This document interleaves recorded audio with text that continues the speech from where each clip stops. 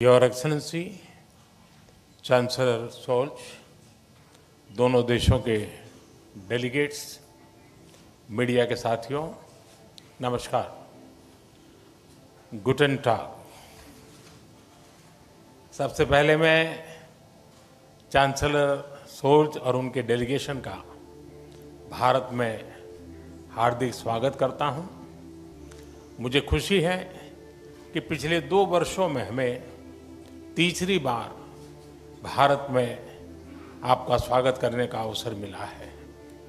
भारत और जर्मनी की strategic partnership की व्यापकता का अनुमान आप पिछले 2-3 दिन की गतिविधियों से लगा सकते हैं। आज सुबह हमें जर्मनी के एशिया पैसिफिक बिजनेस जगत की कॉन्फ्रेंस को संबोधित करने का अवसर मिला। मेरे तीसरे कार्यकाल की पहली आईजीसी मीटिंग अभी कुछ देर पहले संपन्न हुई है। अभी हम सीईओ फोरम की बैठक से आ रहे हैं। इसी समय जर्मन नौसेना की शिप गोवा में पोर्ट कॉल कर रही है और खेल जगत भी पीछे नहीं है। हमारी हॉकी टीमों के बीच फ्रेंडली मैच भी खेले जा रहे हैं। साथियों, चांसलर सोल्ज के नेतृत्व में हमारी भागीदारी को एक नया मोमेंटम और डायरेक्शन मिला है।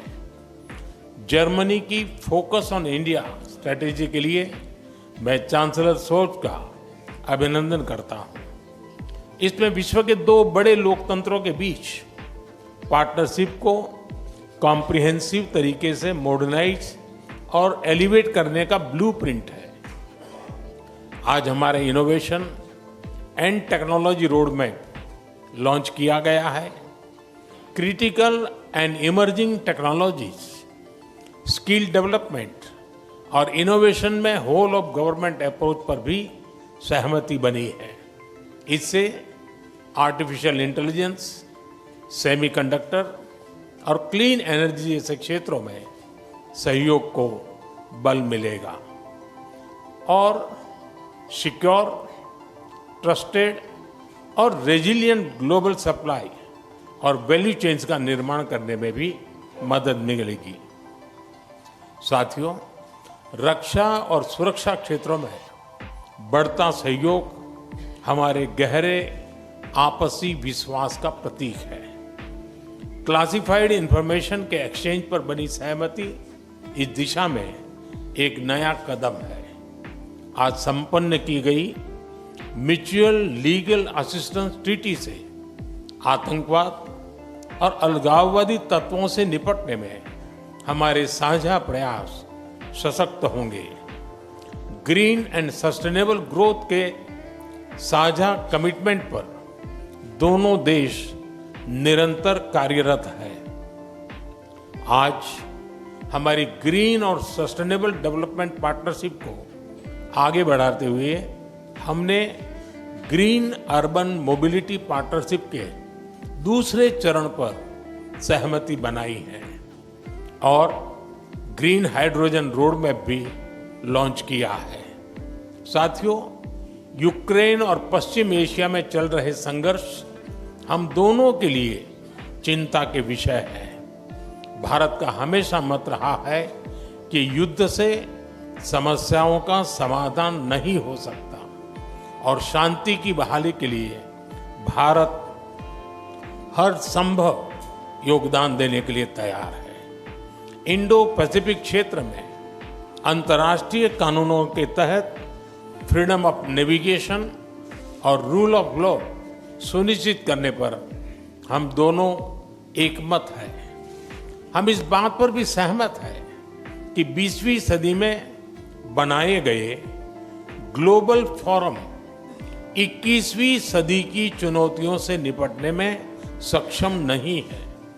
यूएन सिक्योरिटी काउंसिल सहित अन्य मल्टीलेटरल इंस्टीट्यूशंस में रिफॉर्म्स की आवश्यकता है।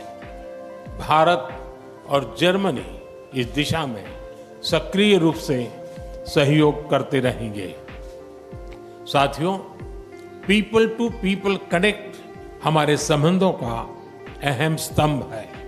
आज हमने स्किलिंग और वोकेशनल एजुकेशन में मिलकर काम करने का निर्णय लिया है। आईआईटी चेन्नई और ड्रेसडेन विश्वविद्यालय में भी समझौता संपन्न हुआ है, जिससे हमारे स्टूडेंट्स ड्यूअल डिग्री का लाभ उठा पाएंगे। भारत की युवा शक्ति जर्मनी की प्रगति और समृद्धि में योगदान दे रही है। हम जर्मनी द्वारा भारत के लिए जारी की गई स्किल्ड लेबर स्ट्रेटेजी का स्वागत करते हैं। मुझे विश्वास है कि हमारे युवा टैलेंट पूल को जर्मनी के विकास में योगदान देने के बेहतर अवसर मिलेंगे। भारतीय टैलेंट की कैपेसिटी और कैपेबिलिटी में इस विश्वास के लिए मैं चांसलर शोल्ज का अभिनंदन करता हूं। एक्सेलेंसी, आपकी भारत यात्रा से हमारी पार्टनरशिप को नई गति, ऊर्जा और उत्साह मिला है। मैं कह सकता हूं कि हमारी पार्टनरशिप में क्लैरिटी है और इसका भविष्य उज्जवल है। जर्मन भाषा में कहूं तो आलेस क्लार, आलेस गुड। बहुत बहुत धन्यवाद। दाके शॉन।